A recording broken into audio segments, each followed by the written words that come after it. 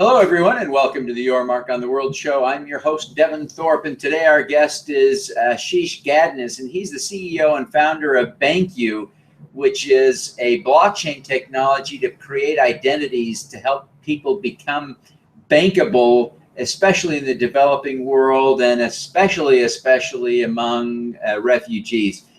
Ashish, welcome to the show. Good evening. Thank you very much, Devin. Appreciate it.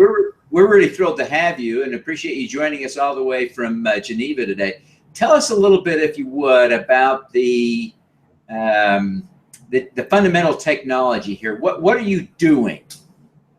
At the very heart of it, what we're doing is we are leveraging the basic innovation of blockchain to create economic identities for refugees and people living in extreme poverties. And the way I define economic identities is very basic, which is things that happen to you and me, the people who live in the 4.5 billion of the world. We actually have data sets around it. We have a recorded history of it, and we can use them. Whereas the 60 million refugees or the 2.5 billion people who live in extreme poverty, they can collate that data. And the reason is because there wasn't a technology before blockchain that allowed them to access all that information through a distributed ledger. So the heart of it is we're creating economic identities so that people can actually get out of poverty, get out of the refugee situation. I suspect that, like me, many people associate blockchain technology with Bitcoin, and we have, at best, a poor understanding of how it works. How do you use that blockchain technology that's been used for this novel currency to instead create personal identities? I guess what most of us understand is that it's supposed to be sort of incorruptible. But what else is going on here? How is this technology being applied? I think it's absolutely the incorruptible piece or immutable piece. But I think there's a big shift in thinking right now in terms of decoupling the pure Bitcoin aspects from the blockchain, because at the heart of it, the blockchain innovation is what is a distributed ledger. What that really means, if a transaction takes place between two people, in today's non-blockchain world, that data sits on some sort of a centralized database. It could be virtualized, sits on a cloud and things like that. Yet it is still managed through a centralized set of databases and systems. Whereas the blockchain breaks that notion because it's a distributed ledger where there's a consensus that people have agreement on. And a very easy example is that, if you wind back the clock 5,000 years ago and you and I were in a village in Africa, and I should give them a lot of credit for inventing the blockchain, Satoshi, don't get mad at me, but it's because if I owed you 2 cows, right, the entire village would know that I owed you cows or whatever, right? And then if there was a big rock in the middle of the village, that rock belonged to you till I gave you your cows back. What I'm just describing is a consensus transaction, right? I'd have to basically corrupt everybody. I'd have to move the rock and then still steal your cows, right?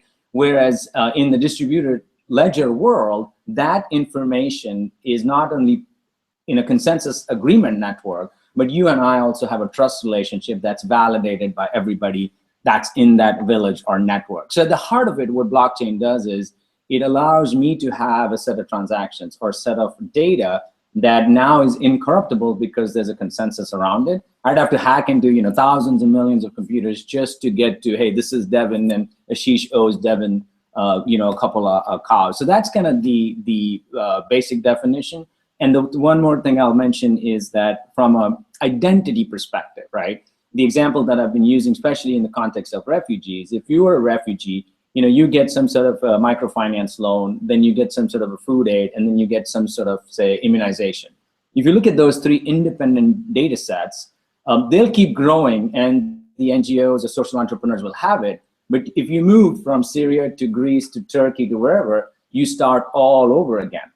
Whereas in the blockchain identity, if I created your identity, first of all, it's immutable. And then all of these things that are happening to you become part of your history, which means when you move from Syria to Greece to Turkey, that becomes valuable to you as a human being. Does that help? Yes. So where does the refugee store this identity? On a cell phone? Does it exist in the cloud? Where does that identity reside, and how does he prevent it from being lost? Got it. Great question. So the way the identity is stored is basically it is stored on the blockchain, and we've created patented algorithms that allow us to do that. Once you've created like simple things using biometrics or your selfie, that identity gets stored on the blockchain, and it is accessible by any sort of a phone. It could be a feature phone, it could be a smartphone, it could be a laptop. What that really means is that if you lost a device, you can still access it when you get to a UN refugee camp outpost or a Mercy Corps outpost. So once you create an identity and you are now collaborating with the agencies, you will never lose that information. And the basic constructs of the blockchain won't let you corrupt it or let you steal it because it's a consensus network, and your identity is secured by things like your thumbprint, could be your selfie, multiple ways. It makes you very portable or commutable, if you may. Sorry. Yeah, it's, but I can't lose it. I can't lose it. No, you won't. Correct, you can't, right? So I'll give you a live example. Let's just say you were in a refugee camp right outside of Syria, and you create a blockchain BanQu identity, and then you got some, starter loan money, you got a mobile phone, and all these data points become part of your identity, but it's all recorded on the blockchain. Then 6 months later, or 6 days later, something happened and you had to go now to a different refugee camp. In the normal world, all of that data is technically lost, right? Well, it might be in the agency side, but from your perspective, you get there, you start all over again. Whereas on the blockchain, since it's all on the cloud and it's on the blockchain, you will be able to go to the next post and say, hey, I'm Devin, here's my thumbprint, or you can, basically have a passphrase like the sky is blue, and all your data is still available. Now, who has to adopt this technology besides the refugee? I presume other agencies, organizations, entrepreneurs need to adopt the technology.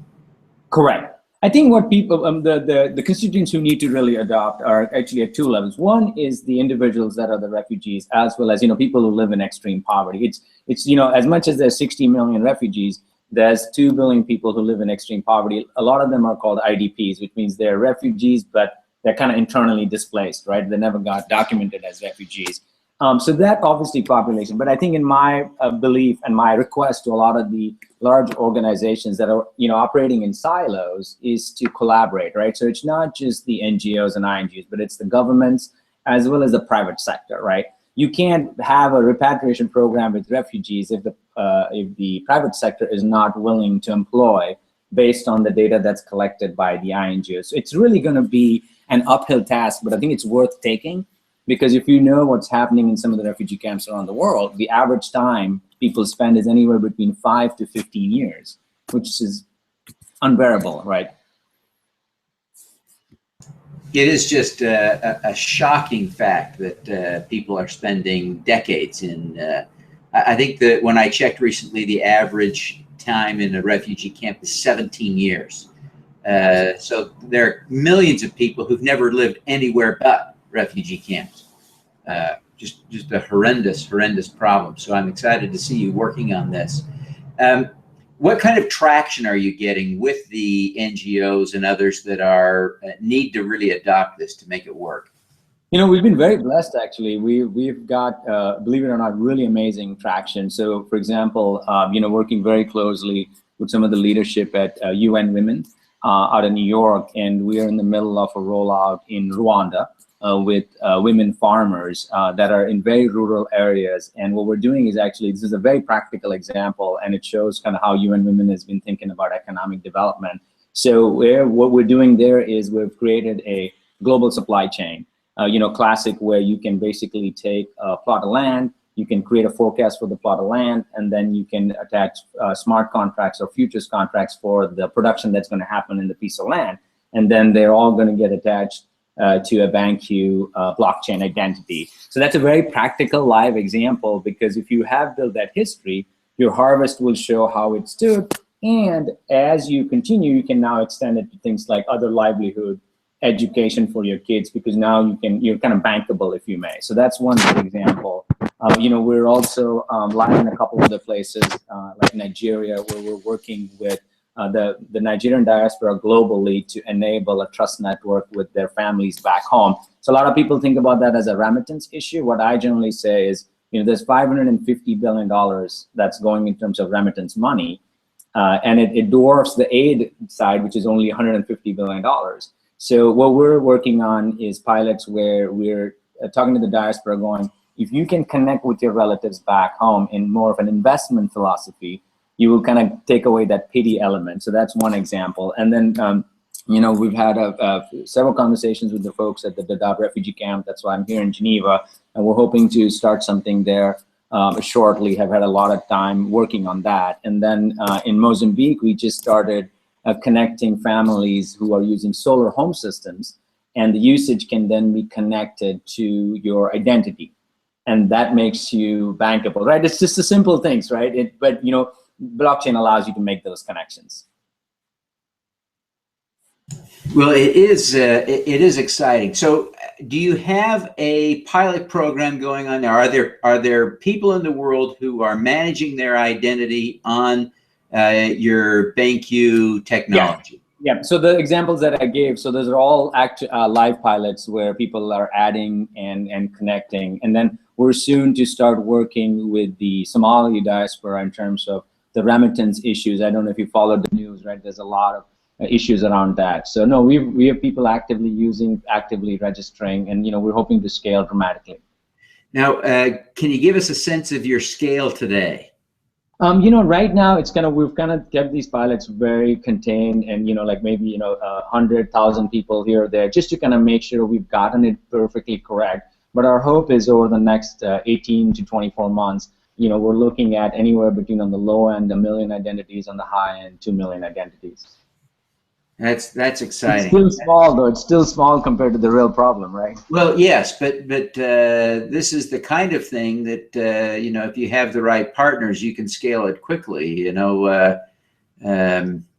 There are 20 million people in the world working on polio eradication, for instance, and they would love to track everyone who's been had a polio immunization, right? And most of the people they're immunizing and tracking are part of the 2 billion. Yes. Health records is a big issue, and we've been looking at that very seriously, especially for little kids. I have 2 little kids, and the whole immunization, if you're a refugee, what shots you've gotten, and if you don't have it attached to a record set, all you're walking on with these pieces of paper. Yeah. So, and can you imagine trying to convince people that are refugees that that's an important piece of paper, that matters? No, I mean, some will get it, that it's important to keep track of that, but most it's going to get lost in the horrendous shuffle of their lives, right? So, this is exciting. Well, Ashish, I want to take advantage of the opportunity to visit with you on a personal level for just a couple of minutes to extract from you a couple of personal insights. Your technology is exciting, but you obviously have been a successful entrepreneur already, and you're doing amazing things, and therefore you are and are becoming an even greater role model to a lot of people. But who do you look up to as a role model? It'll surprise you, actually. I actually look up to Pope Francis, because I think he provides kind of the two sides of the coin. Which is, people talk public-private sector. And for me, I think the two concrete examples is, one, he took a very strong stance around auditing, which, you don't expect the Pope to, but if you read the news, right, he dove into the books, hired a new audit firm, and he's focused on the financial audit of the Vatican, right? It's public information. So I kind of really appreciated that, right? Because otherwise you see a different, the conversation. So that's one reason why. The other reason is I think he is not afraid to take the leap, and which is kind of what I've always, wanted to see, because I grew up poor myself. But, at the end of the day, if you don't jump, you don't know if you're going to get wings or you're going to land softly. And I think that's one of the things that, I get inspired by Pope every day, because he just jumps, right? He'll say stuff, but he'll follow through, right? It's not empty words. I think I look up to him a lot. I think that is, of course, Pope Francis is beloved by many, but I love the specificity with which the reasons you identified to admire him, and I appreciate you sharing that. Ashish, you hinted at something, and I wonder if that has something to do with why you care. But I understand, I think everyone who's watching understands that the refugees in the world and the 2 billion people who are living in abject poverty need help. But most of us don't do very much about that. You've decided to do something real and big. Why does this mean something to you personally? Why have you been motivated to take this on? I grew up poor, right? And I think just standing in the, I used to stand in the ration line with my ration card, to get rice and, oil and sugar and things like that. And I hated it. Just, sorry, Mom and Dad. I really hated standing in the ration line. And at many times it felt like we were a nobody, right? You were standing in the ration line with a card with a 4-digit number on it. You really had no dignity. And as I got blessed to get out of poverty, travel all over the world, build companies, I kind of realized that it was less about helping. And there's a lot of conversation when helping hurts or toxic charity. And I had kind of done my, the Haiti thing and, like everybody cuts a check. But I did a little bit of research and I realized that at the end of the day, the reason why I was able to beat poverty is not because somebody had pity on me. Somebody said, hey, you have a skill set of software development, we'll give you work, right? And I think that's when I realized that most often we put our pity hat on. And if you take that pity hat off, then you're able to look at somebody with a whole different level of respect. And then I think just over the last few years, I've seen kind of grades of human dignity get degraded. I did some work in Eastern Congo, in Bukavu, and I thought I thought my poverty was nothing compared to what I saw in Bukavu. And then when I was in Dadaab recently, it was a whole nother level. So for me, it's just like I'm way too blessed compared to most people I've ever met. And if I just sit around and try to get another house and another car, I'd say shame on me. So I don't know if that's a good answer or not, but that's just how I see the world. I think it's amazing. So you say you were poor and you were waiting in ration lines. Were you in a refugee situation when you were young? No, I grew up in Mumbai, in India. I was born in 1969. If you look back in those days, everybody was poor, and everybody stood in the ration line. We had riots here and there, and but that poverty is nothing compared to what I have now seen, in the last few years. But I hated the standing in the line with the card that had a number on it. If that's what it comes down to, your identity, that's pretty bad. Yeah. Well, amazing reference points, and I appreciate you sharing that. Now, Ashish, you've done some amazing things. You're doing amazing things. Everyone who's watching wants to do more good. They want to do amazing things for the world. We ask all of our guests to give us an impact hack, some tip that would help us do more good in the world. What would be your impact hack? My simple one would be don't feel sorry for somebody who's a refugee or somebody who's in extreme poverty, right? Feel dignity in a way that you look them in the eye and say, I want to do business with you. It's not like a capitalistic view, but I think the minute you do that, you're going to look at your dollar that you're going to cut to, the standard picture you see with the poor kids with the big belly, and you're going to ask yourself, is my dollar actually going to create work for that kid over the next 20, 30 years, right, in terms of their ability to beat? And if the answer is, I don't know, then you should do your homework, right? And so my thing is just don't have pity, because I think pity is really bad because it almost puts the person you're talking to at a lower level. Yeah, I hear what you're saying. Beautiful tip, beautiful impact hack today. Well, Ashish, we've just barely scratched the surface of the great work that you're doing. Before you go, tell people how they can learn more, connect with you, and stay in touch. Absolutely. Thank you, first of all, for the opportunity. It's just a blessing to be here. I think just the easiest way is, you can go to our website. It's BanQu app, so BanQuapp.com, and its Twitter handle is @BanQu app. Or you could just email me. It's ashish.gadnis@banquapp.com. Or you can Google us too.